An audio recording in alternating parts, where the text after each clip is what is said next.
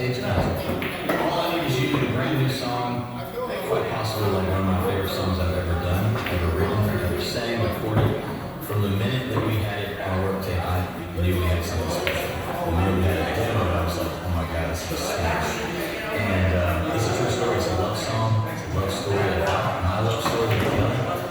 I wrote it on the back porch of the beach house on 30 Days. This is the line in the song. And man, I just write authentic music. First of all, this is a song that I even like to listen to, and I'm my biggest critic on my own songs. I love